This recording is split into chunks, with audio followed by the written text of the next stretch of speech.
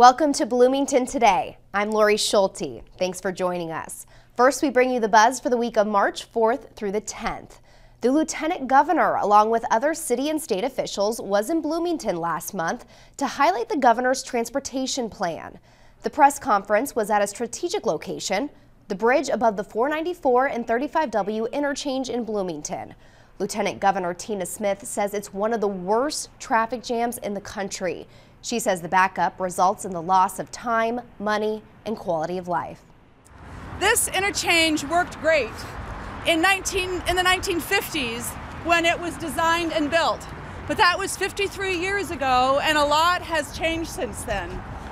Today, usually around 290,000 Minnesotans go through this area every single day. The governor's proposal would fund the first phase of reconstruction here, costing $75 million. There'd be a new turbine interchange, which is basically a very large roundabout.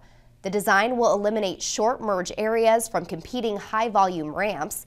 There would be a new ramp access for people traveling northbound on 35W to westbound 494.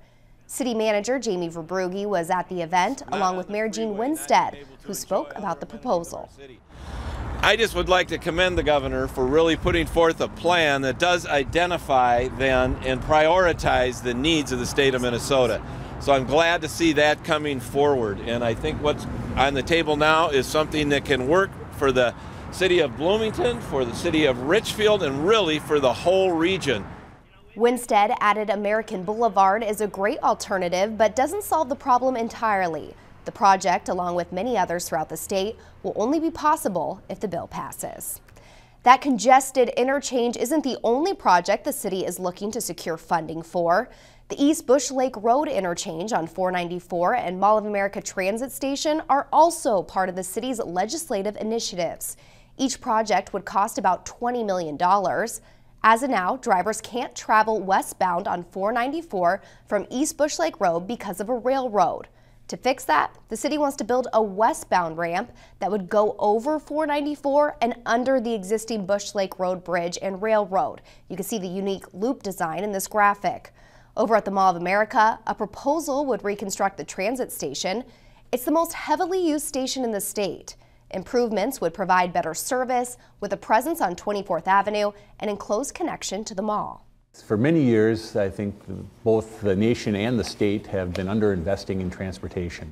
It's very much tied to our economic stability, and if you look at the amount of jobs in Bloomington and in the 494 strip, that rivals and actually is more than downtown Minneapolis. And so having a good transportation system that connects all those jobs and commerce to the region and to the rest of the nation is very, very important. These projects will only be possible if legislators approve funding. The city of Bloomington was designated a heart-safe community at the February 23rd council meeting. That means Bloomington meets the criteria to help victims who suffer cardiac arrest. More than 100 AEDs are in public places around town.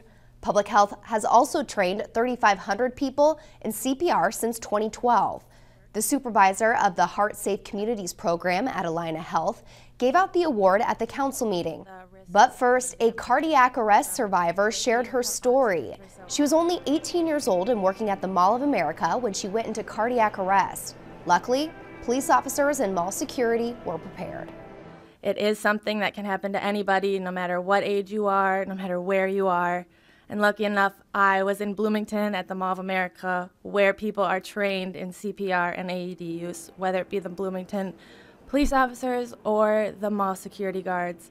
They were trained and they knew what to do. So thank you, Bloomington, for all you do to make sure that people like me who have medical emergencies that anybody can have are saved.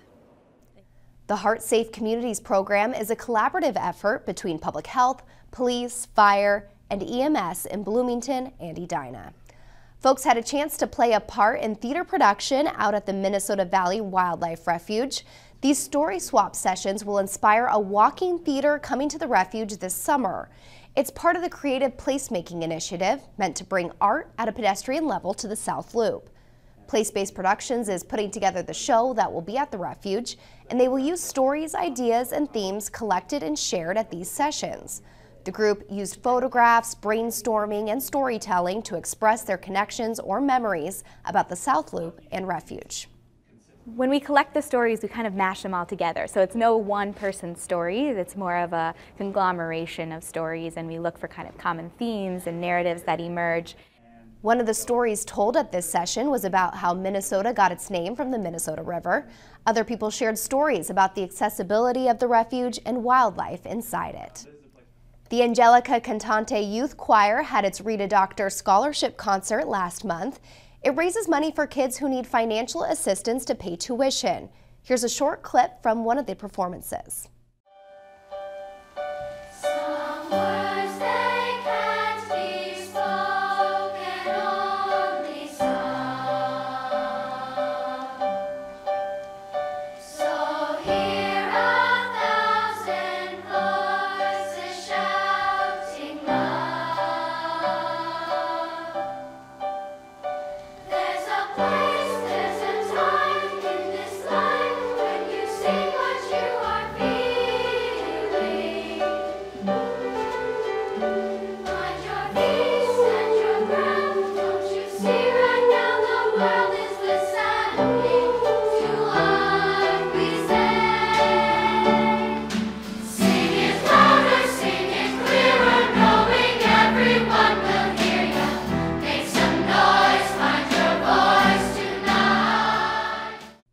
If you missed the concert and want to donate, visit their website, angelicacantante.org.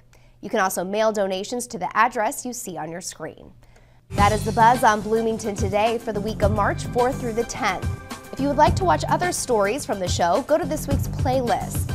There you'll find a story on the first creative placemaking project, the Little Box Sauna.